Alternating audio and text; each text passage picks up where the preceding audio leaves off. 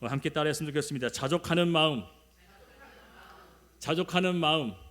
세상 사람이 사는 것에 가장 중요한 것은 무엇일까요?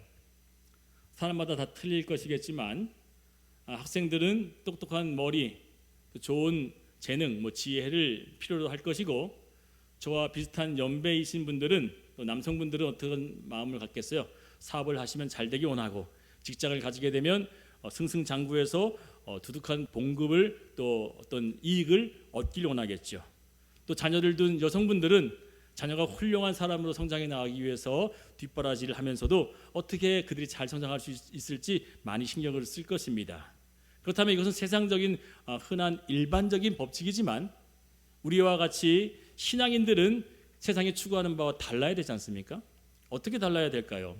영혼을 추구하고 영혼을 위해 사는 인생들이 갈망하고 바라봐야 하는 것은 세상 사람들과 똑같으면 안 됩니다.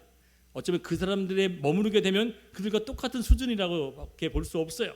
그러나 영원한 소망을 가진 우리들은 어떻게 하나님께서 주시는 그 인생에 있어서 가장 중요한 것으로 삼아야 하는지를 나누고자 합니다.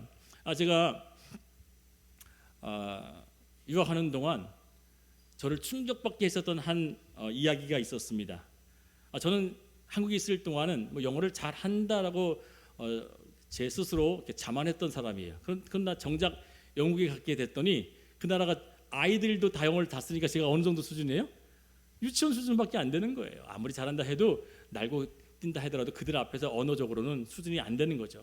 영어 수준이 어느 정도밖에 안 되니 그 나라에서 일을 하려면 그 영어의 수준 따라서 일을 받을 수 있는 직무가 달라져요. 그래서 저희가 제일 처음에 시작했던 일이 창피하지만 제일 먼저 무슨 일을 했는지 아세요? 가장 먼저 했었던 직업이 사무실 청소였어요. 새벽 4시 일어납니다. 5시까지 가서 학교 가기 8시까지 그 한 3시간 정도를 계속 청소를 하는데, 그 회사가 어떤 회사냐면 디자인 회사였어요. 그래서 종이 헝겊 막 한참 잘라가지고 바닥에 매일 막 수북히 바닥에 쌓여요. 근데 여러분, 우리 이처럼 이런 마른 바닥이 아니라 유럽은 다 어떤 바닥이에요? 카펫이란 말이에요. 카펫을 진공청소로 빠르려고 그러면 얼마나 힘든지 아세요? 아마 해보신 분은 아실 거예요. 그게 이 정도 사이즈가 아니에요. 그 사무실이 어마어마하게 큽니다. 그 한 층을 맡아서 하는데 제가 3시간 꼭박해도 막 땀이 비오듯이 쏟아지면서 하는 그 일을 묵묵히 한 6개월을 했었어요. 어느 날 제가 섬기던 교회에 성경 공부 모임이 있었는데, 각자 돌아가면서 이런 얘기를 하다가 여러분에게서 가장 어려운 점이 뭡니까? 이렇게 하는 그런 질문이었어요. 제 차례가 돼서 제가 이렇게 얘기한 겁니다. 제가 신세 타령을 한 거죠. 저는 지금 아침에 하고 있는 청소가 너무너무 힘들고 어렵다. 빨리 이곳에서 벗어나고 싶은데 그럴 만한 여건도 안 되고 어떻게 하면 좋겠느냐라고 하는 저의 볼멘 소리를 이렇게 했었습니다. 그때 옆에 계셨던 한 백발이 성성한 한 60 이상 넘으셨던 장로님, 또 권사님 두 네 분이 이렇게 앉아 계셨어요. 저를 아들뻘로밖에 안 보였겠죠. 제가 그 나이 때 초반이었으니까, 20살 초반이었으니까. 저렇게 보면서 이렇게 얘기하는 거예요. 지금 하고 계시는 일이 가장 기쁘고 즐거운 마음으로 여길 때 그것이 가장 좋은 인생을 사는 겁니다 라고 해주시는 거예요. 그분들도 그곳에 사신 지가 30년이 넘으셨대요. 근데 그분 집이 엄청난 3층짜리 집으로 너무너무 화려하고 예쁜 집이고, 또 그분의 삶이 너무너무 여유로워 보였어요. 근데 알고 봤더니 그분이 제일제당 아시죠? 제일제당 주재원으로 영국에 왔다가 거기서 머물고 그냥 옷을 벗은 거죠. 제일제당 옷을 벗고 거기서부터 다시 일을 하는데, 자기도 뭘부터 시작했냐고 얘기하지 아세요? 자기도 청소부 접시 닦기부터 시작했다는 거예요. 그러면서 30년을 살았대요. 여러분, 제가 이야기하고 싶은 이야기가 뭐냐면, 핵심은 한국 사람들이 똑같이 어떤 일을 시작한다고 합시다. 똑같이 접시 닦기를 해요. 똑같이 청소 일을 합니다. 그런데 어떤 사람은 그 접시 닦기를 하면서 한국 사람은 5년 후에 주방장이 될 만큼 열심히 닦는데요. 한국 사람은 그런 열심이 있대요.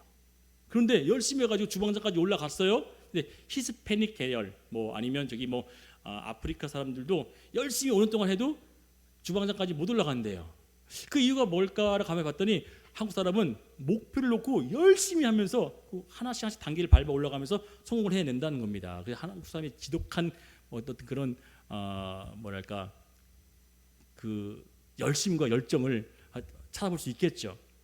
그런데 제가 이 얘기는 그냥 서로 얘기하는 얘기지만 골자가 뭐냐면 5년 후에 주방장이 되어져서도 이 한국 사람들은요 삶에 여유를 갖지 못한다는 거예요.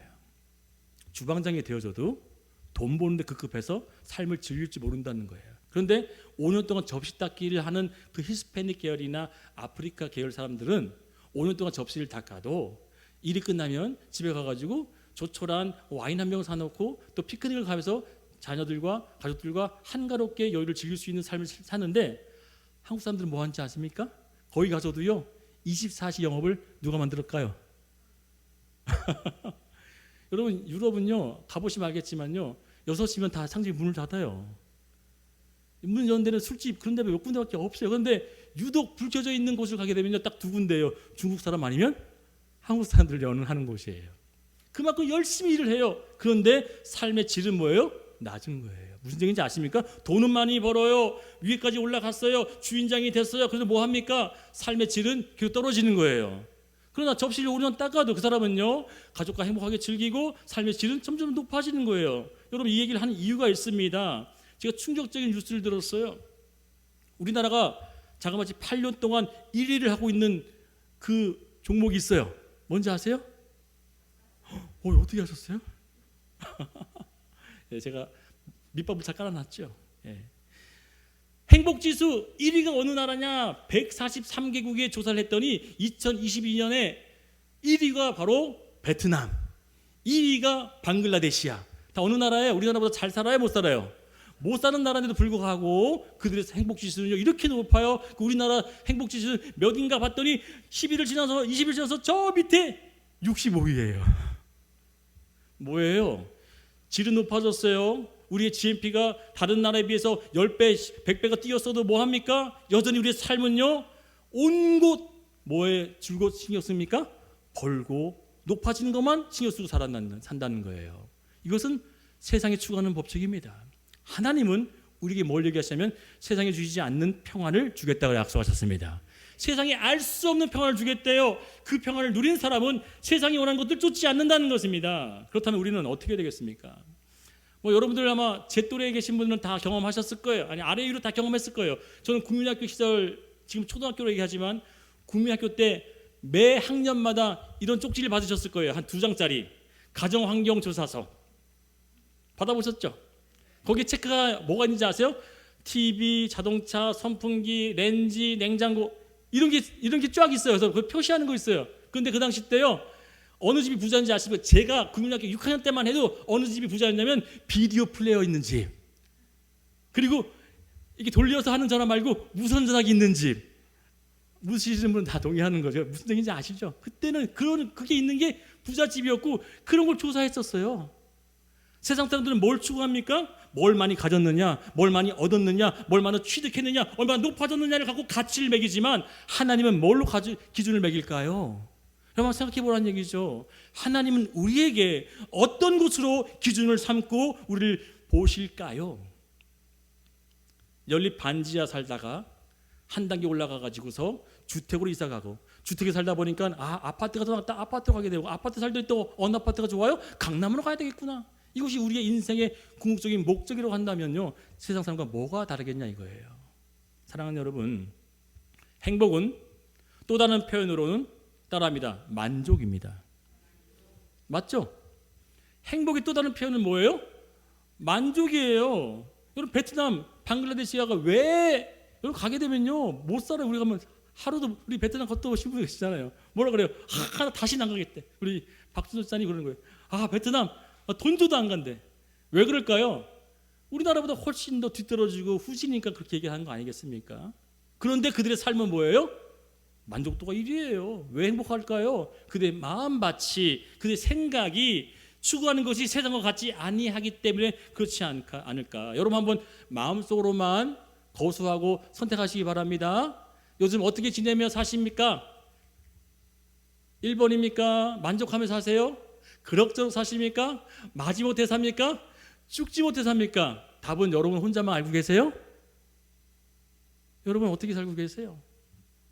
이 네 가지 질문을 드려보지만 과연 우리의 삶은 어디에 속해져 있을까?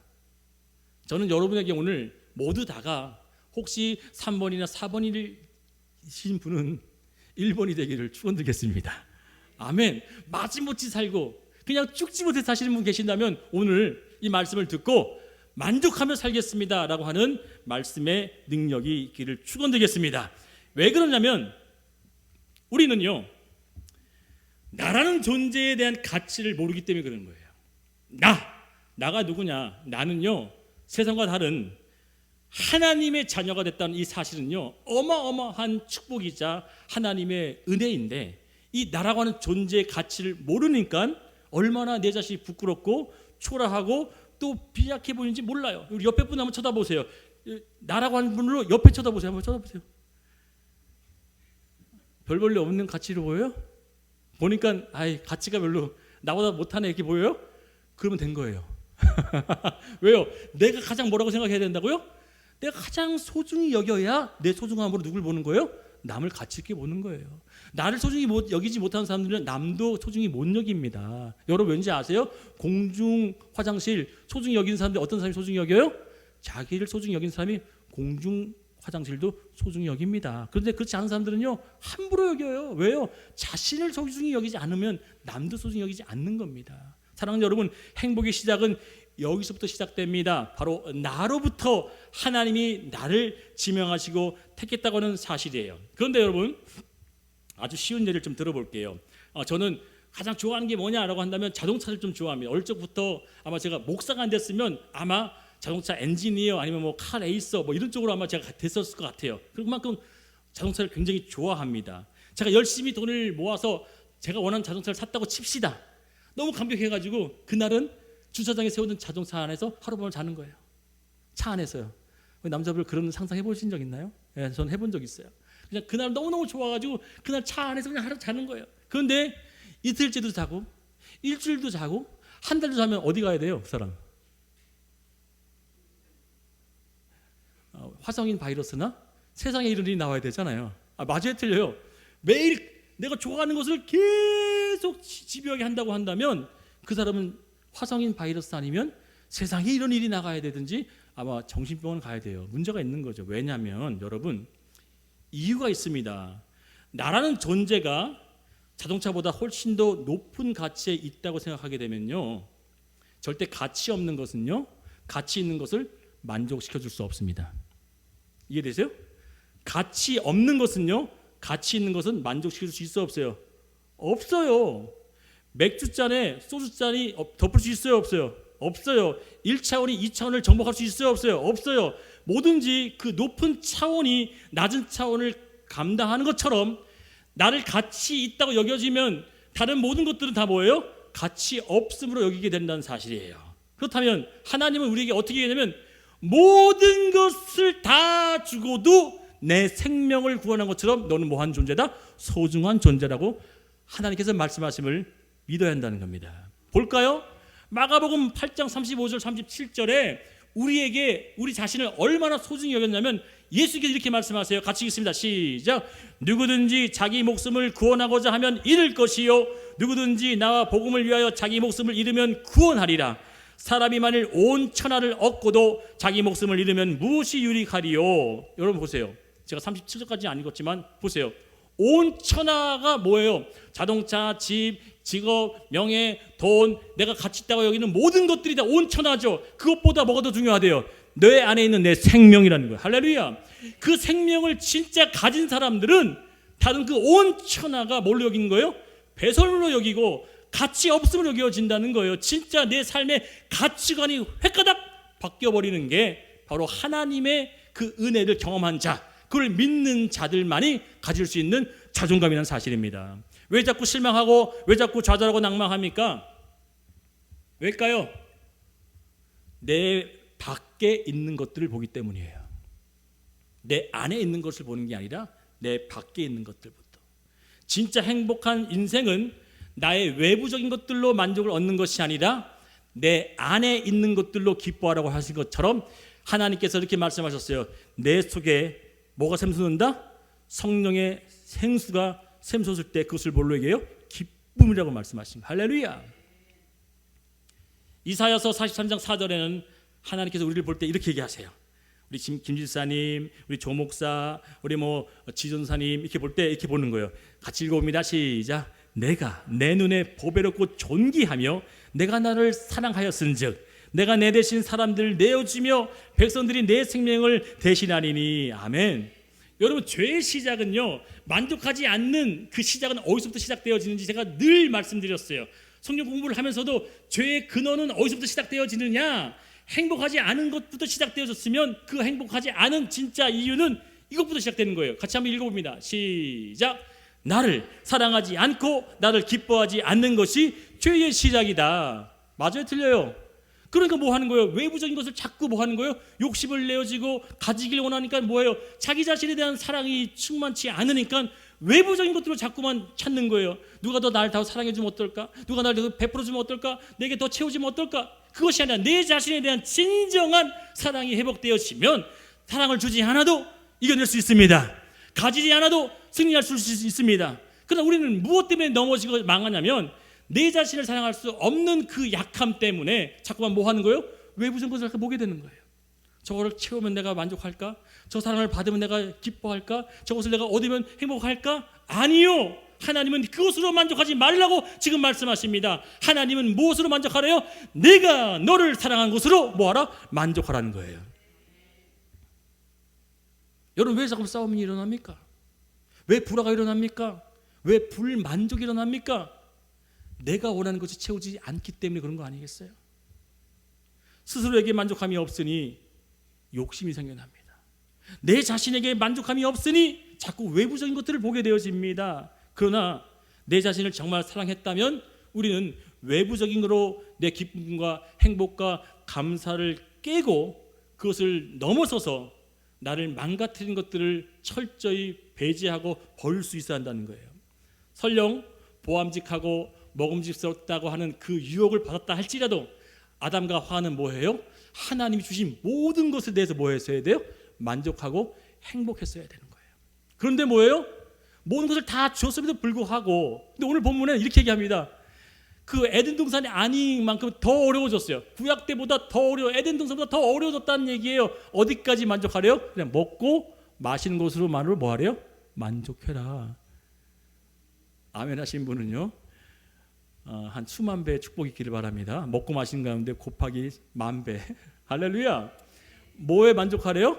지금 먹고 마시고 입고 자고 할 수 있는 그것이 뭐이다? 너에게 있어서는 가장 만족스러운 행복이 되어져야 될 때 네 안에 기쁨이 회복된다라는 얘기예요. 사랑하는 여러분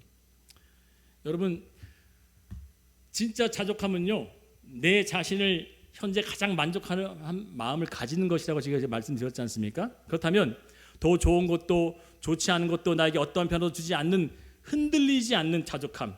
좋은 것이 와도 흔들리지 않고 나쁜 것이 와도 흔들리지 않는 것은 뭐예요? 내 안에 계신 예수로만. 오늘 찬양했잖아요. 예수로 그 예수로만 내가 만족하겠다고 하는 그 진짜 고백이 실현되고 있느냐를 봐야 된다는 겁니다. 여러분, 정말 내 자신을 사랑하고 계신지 확인할 수 있다면 요즘 세상에 우리 교회는 그런 분 없다고 저는 믿어요. 한 분도 그런 분이 없다고 믿어요. 제가 즐겨보는 유튜브 몇 그 카테고리가 있는데 직업의 모든 것이라고 하는 어떤 카테고리가 있어요.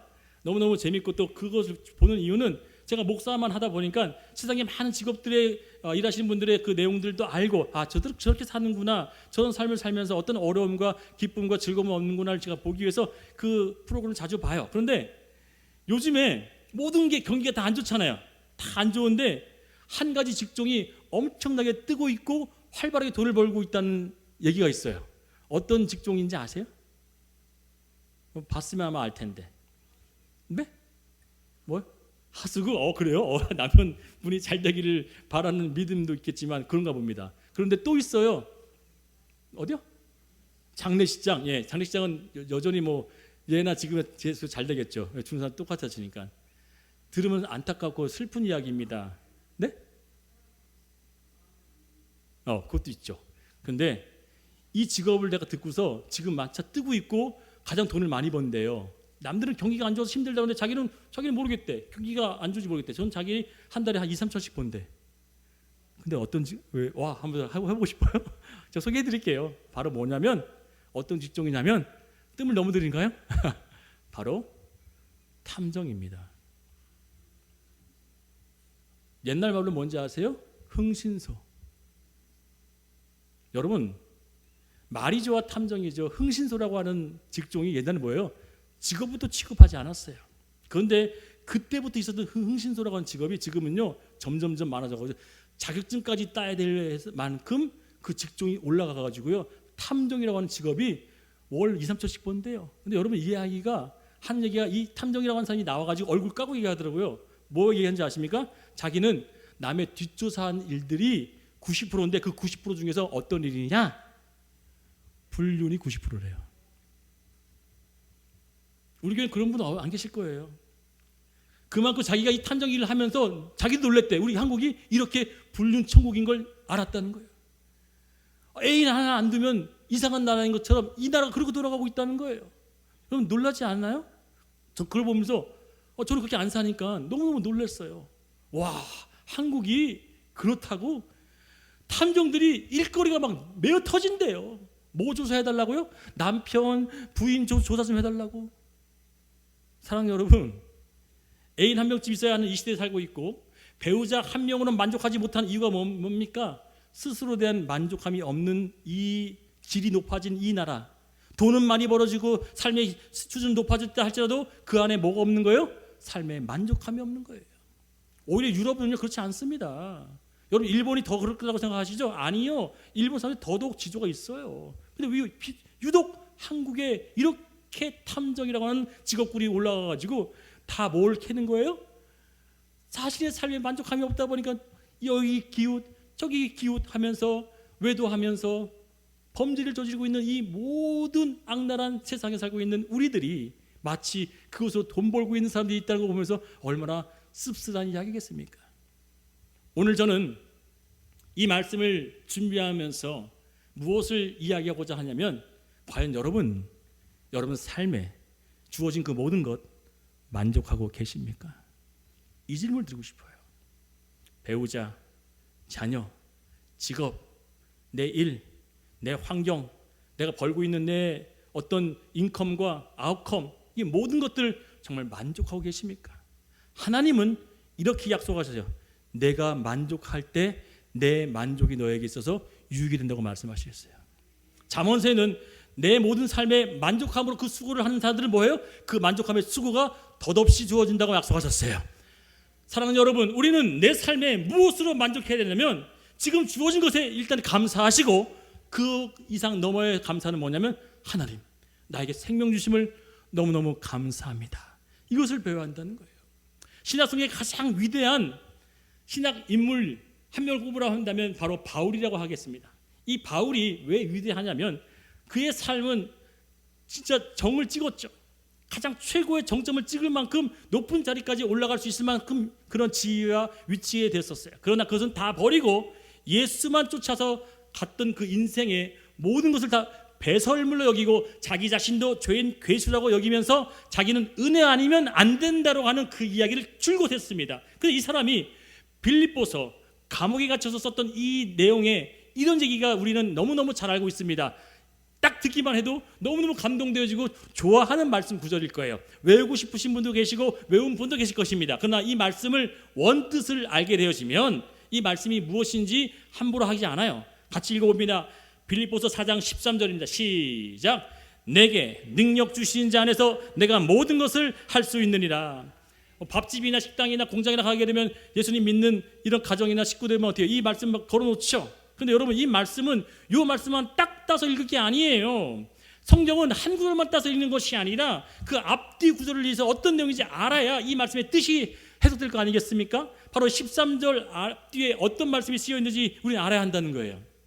13절 앞뒤가 어떤 구절 몇 절이에요?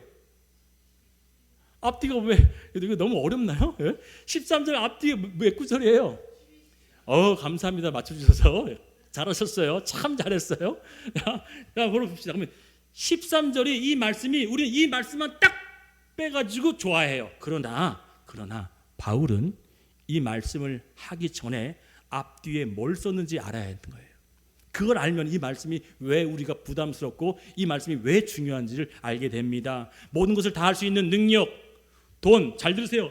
능력, 돈, 건강, 행복, 번영, 안정, 그 모든 축복에 대한 그 능력을 얻을 수 있다고 하는데 그 능력을 어디서 얻을 수 있냐? 예수 안에서 얻을 수 있대요. 그럼 예수 안에서 어떻게 해야지 얻을 수 있냐? 그거겠죠, 그렇죠?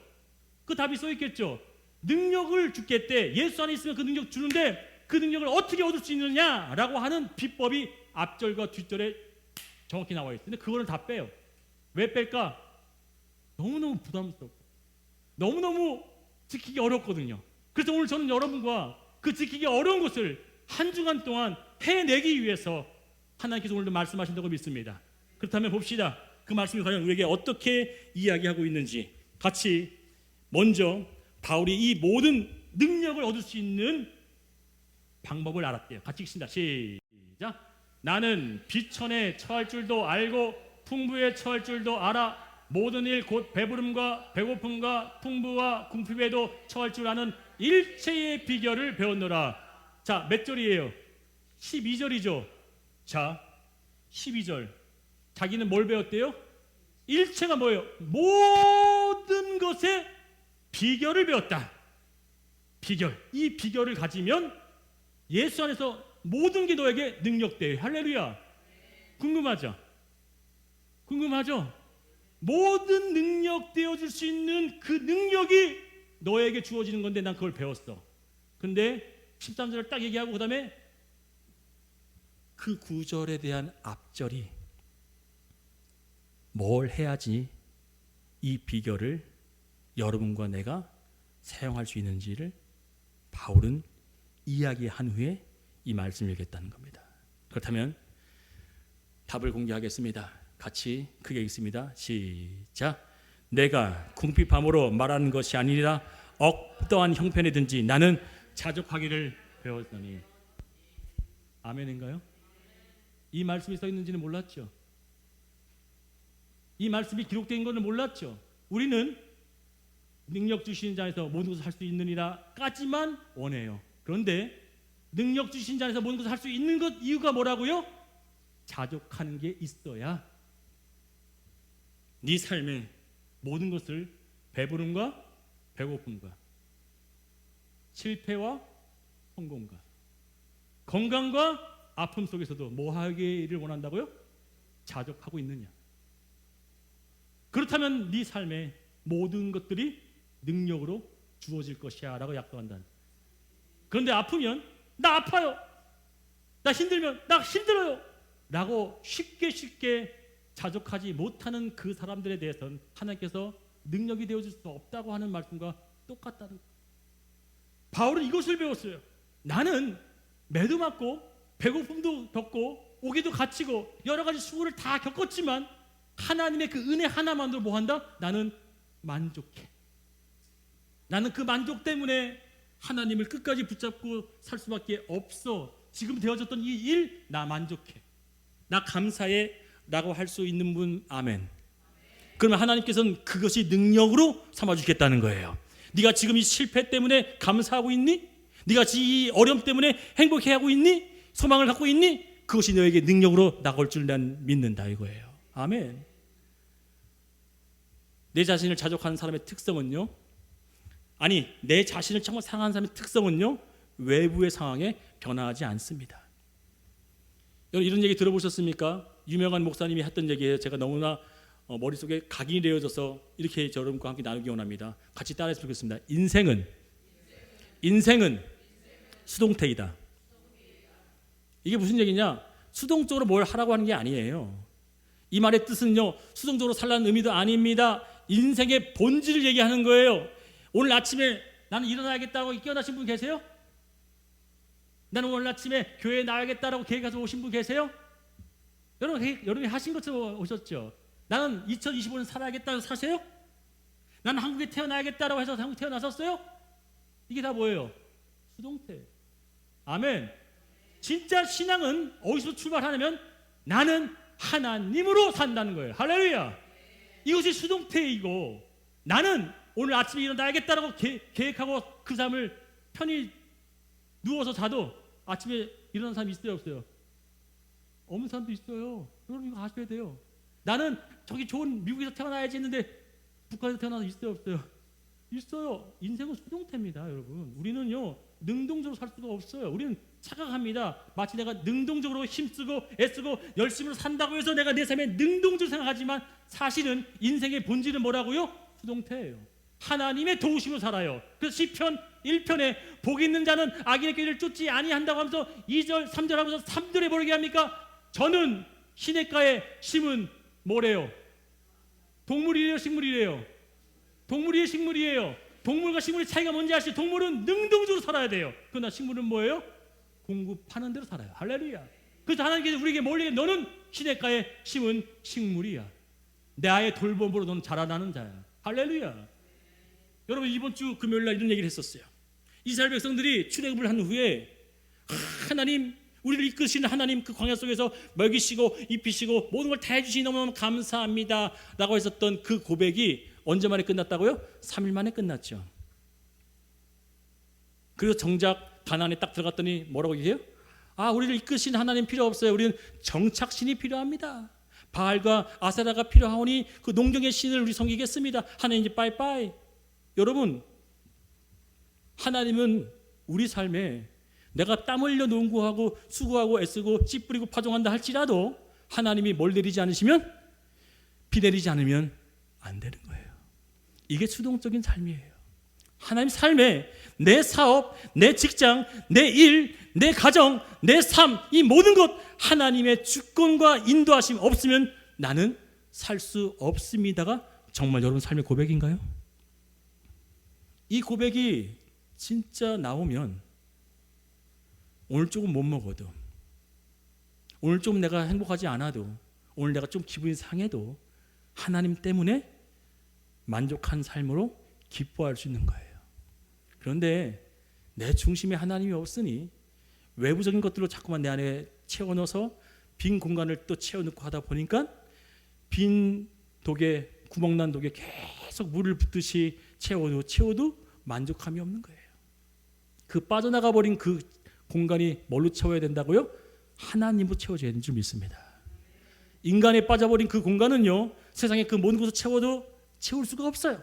그러나 하나님이 딱 채우면 완벽한 인간으로 되어지기 때문에 그때 비로소 만족해 나갈 수 있는 삶을 삽니다. 저는 여러분 도전합니다. 이번 주는요, 저 역시 마찬가지예요. 만족해야 되는 거예요. 어떤 상황에도 주님 저는 만족합니다. 이런 상황 만족합니다. 주님 이런 상황 내가 만족하겠습니다 라고 한다는 이 마음을 가지기를 축원드리겠습니다.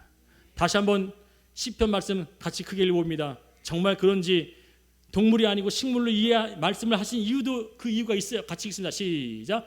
그는 시냇가에 심은 나무가 철을 따라 열매를 맺으며 그 잎사귀가 마르지 아니함 같으니 그가 하는 모든 일이 다 형통하리로다. 아멘. 아멘. 능동적인 삶이 우리를 얼마나 바꿀 수 있다고 착각하지 마시기 바랍니다. 우리는 하나님의 수동적인, 하나님의 일하심, 하나님의 능동이 필요한 수동적인 존재인 줄 믿습니다. 그러기에 오늘 우리는 은혜를 구해야 되는 거예요. 다시 한번 오늘 본문을 읽습니다. 정말 어디에 중심을 두고 있는지 바울이 얘기하죠. 디모데에게 얘기합니다. 디모데야, 이런 마음을 가져야 한다. 이런 마음으로 살아야 한다. 이런 마음으로 주의 길을 걸어야 된다. 다시 한번 말씀 읽고 말씀을 맞습니다. 시작. 그러나 자족하는 마음이 있으면 경건은 큰 이익이 되느니라. 우리가 세상에 아무것도 가지고 온 것이 없음에 또한 아무것도 가지고 가지 못하리니 우리가 먹을 것과 입을 것이 있은즉 족한 줄로 알 것이니라. 아멘. 기도하겠습니다.